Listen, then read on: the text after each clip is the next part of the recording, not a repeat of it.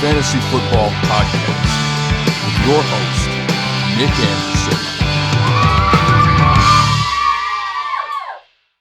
All right, let's get it started, y'all. What is up, Dynasty Degenerates? This is your host, Nick Anderson, with the Down and Dirty Dynasty Fantasy Football Podcast, or as y'all know it, the Triple DFFP. And today, it's a gloomy day outside.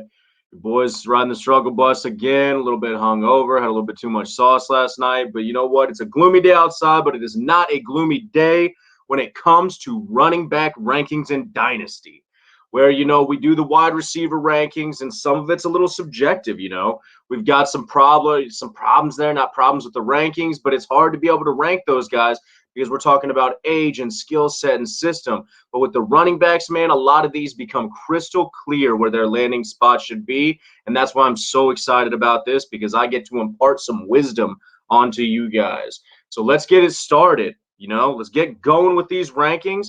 And for our one overall, it should be no surprise to anybody. We got Christian McCaffrey, baby. We got CMC. I mean, obviously, he is going to be the number one. The dude is an absolute monster. The offense is built around him. He is the perfect 2020 running back, the mix of absolute exceptional running with pass-catching ability, and he's still only 23 years old, guys. The craziest thing that I saw today, you kind of think about CMC being around. He's had some seasons under his belt, and then you look at Saquon, who we talk about like the youth and all this stuff. CMC is only 7 months older than Saquon. No injury history. 7 months older than Saquon. I mean, the guy is just a fucking. I mean, he's a revelation. The guy is amazing. Okay, so obviously locked in is our number one. There is a little bit of flux in that offense, with the addition of Teddy Bridgewater. So that is going to be something that we need to keep an eye on. But T-Bridge was able to sustain Alvin Kamara out there, and CMC is better than Alvin Kamara. The system is more built around him than it is around Alvin Kamara, So if he can do it in New Orleans, he can do it in Carolina, and the sky's the limit for Christian McCaffrey. I mean, his points last year were so leaps and bounds above everybody else that it was just unfair. It was a cheat code. If you had him, you won, That's it. Number one, CMC. Let's get on to our number two. It's going to rub some people the wrong way, but our number two, we've got Ezekiel Elliott. I'm sorry, I don't mean to do Saquon like that, but if you guys pay attention to my Twitter account, you know that I'm not fading Saquon because he's still possibly the best running back in the NFL, but he's got some things going on that I am a little bit more worried about than I am with Zeke. Zeke is still only 24 years old, There is, this has been a crazy offseason. There's been a lot of stuff going on, so there is a little flux in the offense, And so with the addition of CD Lamb out there, it makes it curious about what his receiving chops are going to be this season. But, last year he put up 1,357 yards, with 419 receiving yards and 14 touchdowns total. I think that's expected this year, year in and year out. That's what you're going to get out of Zeke. He is an absolute freak of nature at 24 years old. I mean, it seems like he's been doing it forever, but the guy's got a long future ahead of him, and he's already gotten that contract. That's the one thing that we're going to be seeing with some of these guys that we're talking about on here, is that, you worry about them because you worry about that future contract. You don't know if it's coming. Zeke's already passed that hump. He's got the contract, so we're good to go. All gas, no brakes on him, no injury history to really speak of, and so he's locked in at our number two. And then we go down to our number three, and you can only fall so much. So we got Saquon Barkley sitting at our number three spot. Again, 23 years old, and I mean, Saquon is Saquon. He is an absolute freak of nature. If you go look at Twitter, people are just blasting it with these incredible highlight videos of him, and it's due because the guy is phenomenal. I just don't know if he has the offense around him to be able to produce like the two guys that we just spoke of before, CMC and Zeke. Saquon, they didn't add anything to the wide receiver core, so they're going to be able to stack the box just as much as they did last season. I mean, Golden Tate, Sterling Shepard, Darius Slayton, Evan Ingram. I mean, Ingram's great, but those guys aren't people that defensive coordinators are having to scheme around. You're scheming around Saquon. You're scheming around Saquon, and so it worries me about what production he's going to be able to put out there. One thing that I talked about, I got into a huge Twitter battle about Saquon, talking about, his ankle injuries. He's had 3 ankle injuries in that same right ankle, and it's worrisome to me. I've talked to some guys that I 100% respect and trust their opinion, in the dynasty community, and they've told us that the talent outweighs the injury right now, and I completely agree with that. But the injury has to be factored in somewhere because, I mean, from what little information that I know, I'm not a fucking doctor. I don't have any degrees on the wall. All I've got are my Chiefs posters. But you know, there is ankle injuries lead to further ankle injuries. Instability in that ankle leads to other injuries.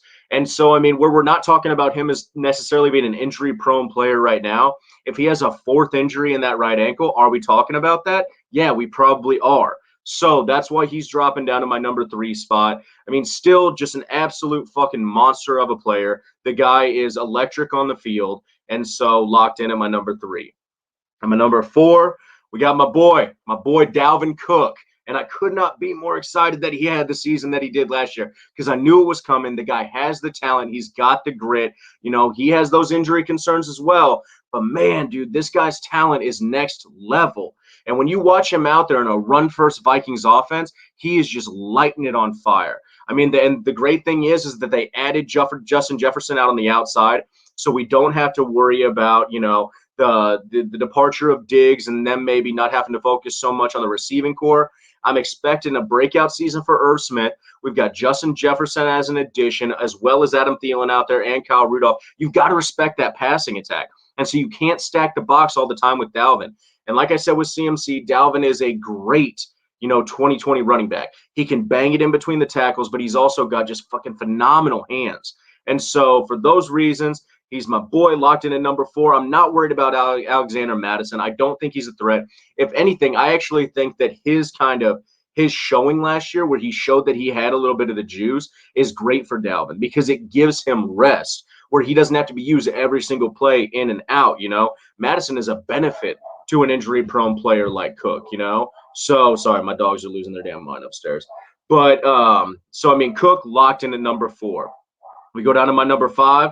We've got Alvin Kamara, 23 years old in the New Orleans offense. You know, he's elusive, he's young, he's versatile. This guy is what you want in a back, you know. And so we didn't mention it with Dalvin Cook. Dalvin Cook isn't a lock for getting that new contract, okay? Sorry. Those things are fucking throwing me off.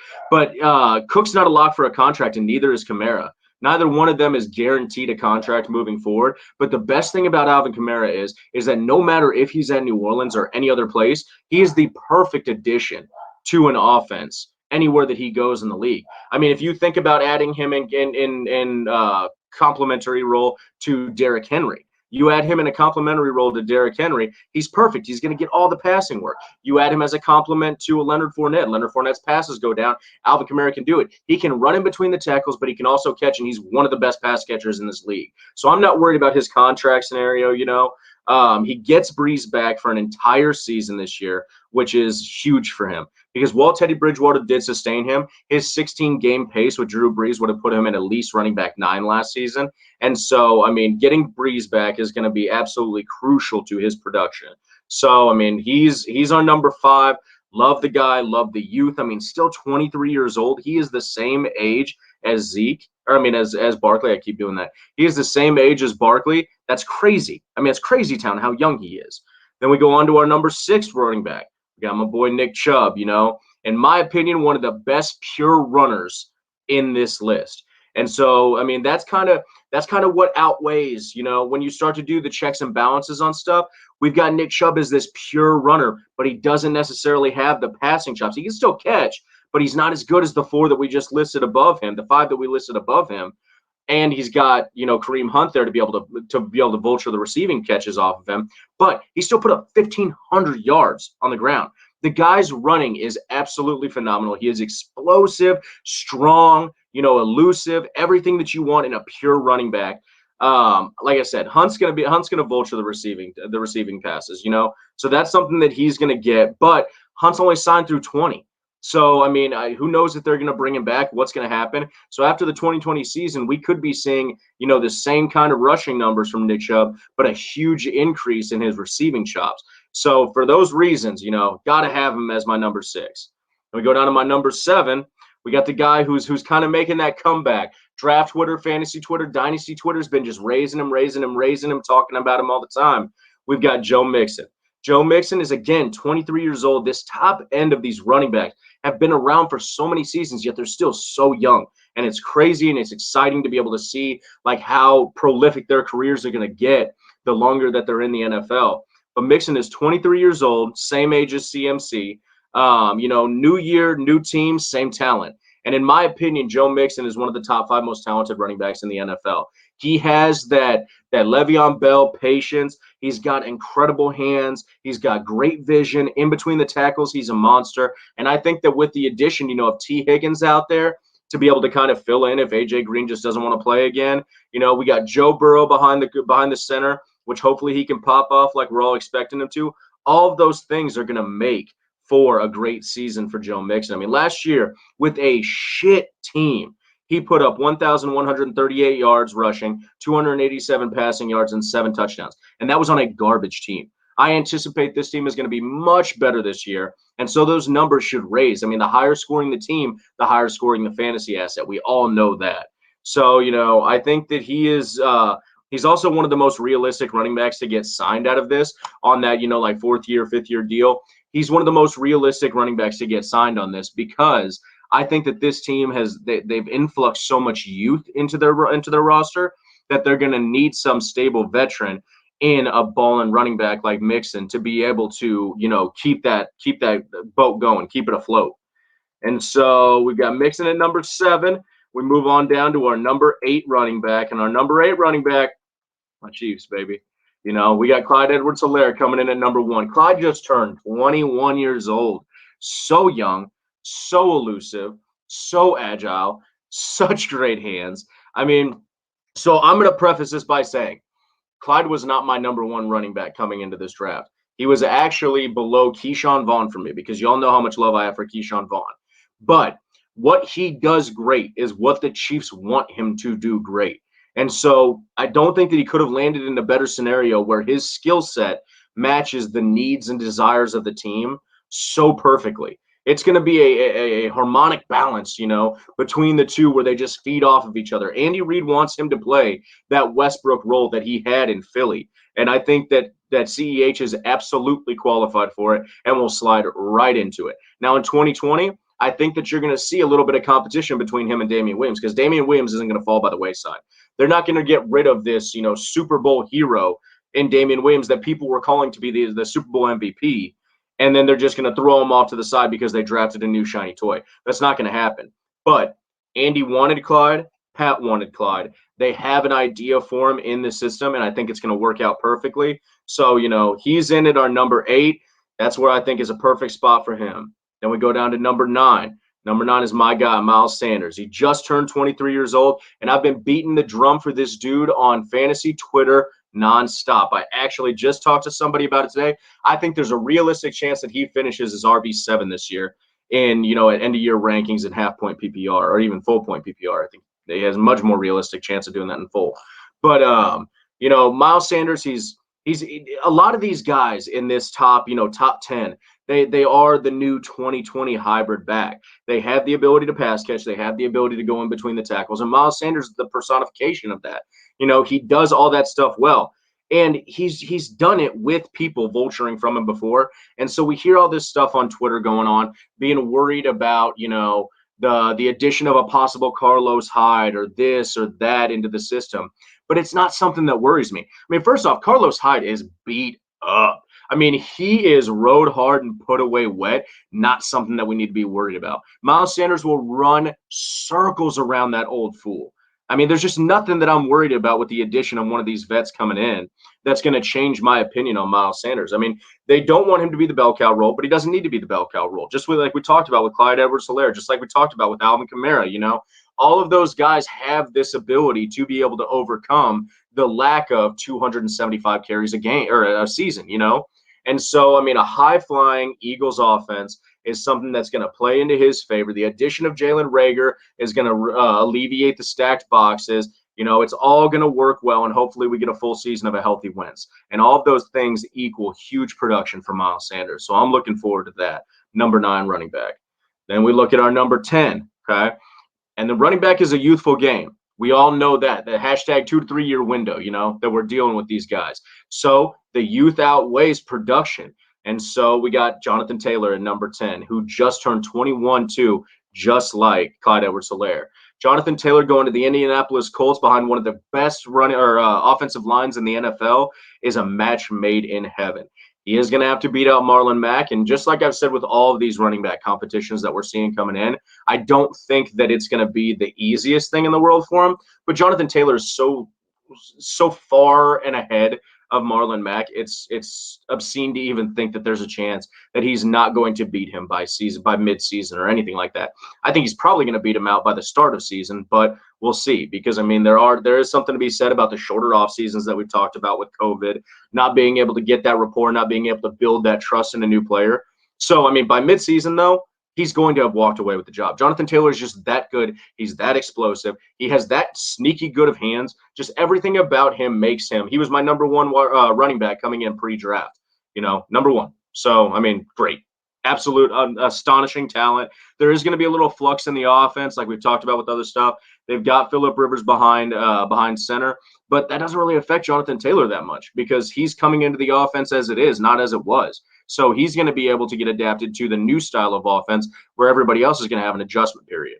So, Jonathan Taylor, number 10. Let's move on to number 11. We've got the Las Vegas Raiders, Josh Jacobs. Now, I love the player, hate the team, but Josh Jacobs is coming in at a number 11. He is the bell cow running back if you were ever to look for one in Las Vegas.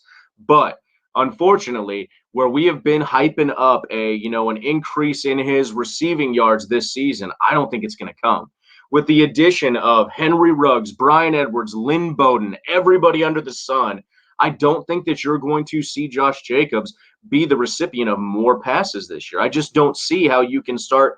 Once you start factoring in all of the target shares that everybody is going to have to get to be able to meet the rankings that everybody's placed for him, I don't see how you can anticipate Josh Jacobs getting a large increase in that pie. I don't see it happening. But he is a great running back. He produced last year without the receiving chops, and he's going to continue to produce. Gruden wants him to be the grinder that he was drafted to be. He's an every down back, and he's going to be used as such. His talent is spectacular, and he's locked in at number 11. And we go on to our number 12, Now we got one of the older vets, one of the older dogs, but still just a bruiser in Derrick Henry. Henry is 26 years old, and I mean, it took him a little while to come onto the scene. But because it took him a little while to come onto the scene, it's crazy to think that, he's 26 years old. He's seen as one of those like 300 carries a year guys, but he only has 1,400 carries on his whole career. That's college and NFL. If you go look at the broad spectrum of other running backs in the NFL right now, they have a lot more miles on their tires than Derrick Henry does. He had to split shares with DeMarco Murray and other guys, coming up, and it took him a little while to be able to get into the role of that bell cow. So I think that his longevity is going to be there, We're worried about, the contract. That's something that we've got to be concerned about. So that is something to keep an eye on. But, I mean, Derrick Henry putting up 1,539 rushing yards last season is absolutely bonkers. The guy is a crusher. He's a bruiser, and he gets better as the game gets later, as the defenses get tired. I have never seen somebody who is as physically impressive as him out there on the field. Aside from that dog crap hairstyle that he has, everything about him is, just phenomenal. I'm in love. The guy is a monster, and he's our number 12 running back. We go down to number 13. Like I said, young man's game. Young man's game, and 2020 isn't going to be this guy's season, but J.K. Dobbins. J.K. Dobbins, again, just turned 21. All of these incoming rookies are super, super young, except for my boy Keyshawn Vaughn. But, J.K. Dobbins, 21 years old, going to a Baltimore Ravens offense, and he is going to be the rightful heir to the Mark Ingram throne. Ingram and him are going to battle it out in 2020, but in 2021, it is going to be all gas, no brakes for J.K. Dobbins. And he's one of those guys. I wrote an article on him. If you guys haven't been checking out my articles, keep an eye on the Twitter page. It's something that I'm really proud of. I'm trying to put them into good formats. They're a little bit longer, but because they're longer, I get to go into the depth, the scope, the analysis of everything more than you get in these little, like 120 characters on Twitter. So go check those out. I wrote one on J.K. Dobbins, kind of how I came around to the mindset of him. When I was doing my pre-draft rankings, there was just something about him that didn't click with him as my guy.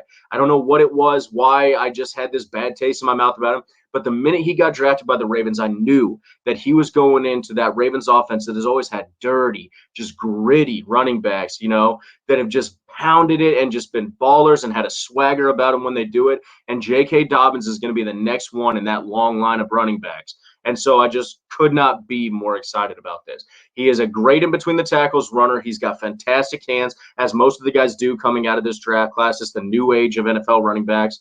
And so, with Lamar Jackson opening up running lanes, you get a full year healthy of Marquise Brown, hopefully, who I've got really high hopes for this season.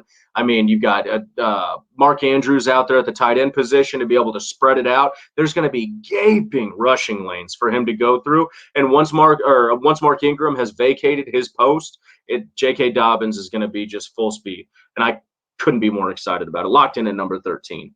And number 14, we've got DeAndre Swift. And I know this one's going to be a little controversial for people because there has been a ton of arguments about DeAndre Swift and Kerryon Johnson, But DeAndre Swift just turned 21 as well. He's competing against Kerryon Johnson, who is good enough to be a problem for him. Now, don't get me wrong here. I'm not saying that he is not a good running back, because Kerryon Johnson is great. He has outkicked his coverage and what his draft price was, everything. Aside from the injuries, when he's out there on the field, he looks like an RB1. But you get DeAndre Swift in there, and DeAndre Swift was my number 2 pre-draft running back. The guy is an absolute monster. I posted a video on my Twitter page the other day of him doing receiving routes, and I thought the video was in fast forward. I thought that they were speeding up the video to make him look faster. No, he's just that quick. He's fast as hell, great hands, explosive. Everything that you want in a running back, you get from DeAndre Swift. And now he is going to a Lions offense where it has just been a nightmare for running backs. We have not seen one running back be able to just become this shining star. And you've also got Matt Patricia there as head coach, who comes from a Belichickian coaching tree, which has always been a detriment to running backs. You never know who's going to get the start, who's going to get the lion's share of the carries. But I also don't think that the Lions have had a running back that is as insane as DeAndre Swift. So I am hoping that he is going to be the trend breaker in Detroit. I think that he is going to be the one who breaks their long lineage of poor running back play, because I think that his skills have the ability to overcome that. And because of the youth, because when Kerryon vacates, he's going to have the workhorse role. That's why he's locked in as our number 14 running back. Get him going. At number 15, this is another controversial one. I had some arguments with some people when I was running my rankings by people, and it is Austin Eckler, who just turned 25 in a Los Angeles Chargers offense. So Eckler is that guy. Eckler is the Robert Woods of the running backs, perennially disrespected. Nobody gives him what he's due because Eckler was an undrafted free agent. He doesn't seem like he should have a place at the table, yet he keeps performing and earning that spot. He got paid for a reason. That's another thing that we need to focus on, is he got the contract. We're worried about everybody else's contract. He got the contract. He's got the years locked up. And while I do love Josh Kelly, who just came in, Eckler isn't a 275 carry back. That's not what he's about. So he's going to have to split the workload with somebody, and Josh Kelly is just as good as anybody to do it with. Nobody is going to catch the ball out of the backfield like Austin Eckler is. Nobody's going to be as elusive he is, and I can also guarantee you nobody's going to work as hard as he is, because there's no way that you go from undrafted free agent to getting a huge-ass contract instead of Melvin Gordon without being an absolute boss and just a workhorse and a gym rat. And so I'm so excited about the future for Austin Eckler there. I think once we get past the Tyrod days, which I don't think are going to be bad for Eckler, I think that the Tyrod days are going to be just fine for Eckler, because he's going to be checking down and looking for that dump off to the running back. So once we get past the Tyrod days, I think Herbert's going to come in. He's going to be stretching it out to Mike Williams, Hunter Henry, and Keenan Allen on the outside, and it's just going to keep opening up the lanes for Austin Eckler. And I'm so confident about him as my number 15 running back. I can't express it. I've got him in a couple dynasty leagues, so lock him in as your number 15. I think there's good times ahead for him. So that's our 1 through 15, you guys. We'll go over it one more time just to kind of give you guys the list. Let me get this thing going right here. And number 1, we've got CMC, Christian McCaffrey. Number 2, we got Zeke Elliott. Number 3, we've got Saquon Barkley. And number 4, we've got Dalvin Cook. And number 5, we've got Alvin Kamara. And number 6, we got Nick Chubb. Number 7 is Joe Mixon. Number 8 is Clyde Edwards-Helaire with my Kansas City Chiefs. Number 9 is Miles Sanders. Number 10 is Jonathan Taylor. 11, Josh Jacobs. 12, Derrick Henry. 13, J.K. Dobbins. 14, DeAndre Swift. And 15, Austin Eckler. Got it. That's the list, y'all. And so this is how I see them. I got them lined up that way. I hope you guys like what I'm putting out there. As always, make sure that you guys go hit the like, share, and subscribe page. Subscriptions mean everything to me. I love it. I appreciate it. I see everyone that I get, and I appreciate you guys for helping me get over the 100 subscription mark. So thank you guys for all that you do. I couldn't be more appreciative to y'all. And just I hope you like my rankings. And if you don't, fuck it. I'm hungover, so whatever.